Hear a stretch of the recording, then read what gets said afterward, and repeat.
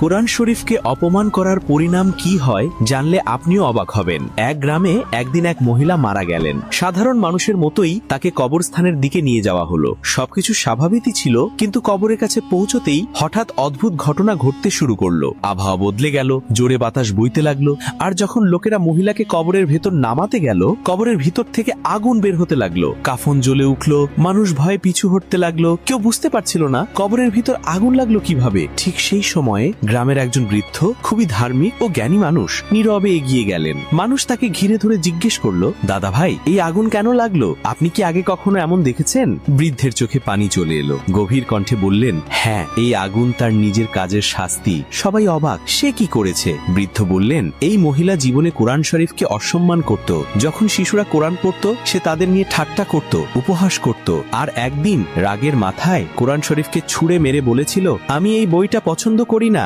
আস্তাগফিরুল্লাহ। আসুন আমরা সবাই কোরআন শরীফকে সম্মান করি আর নিজেরা ও আমাদের সন্তানদের আল্লাহর গজব থেকে রক্ষা করি।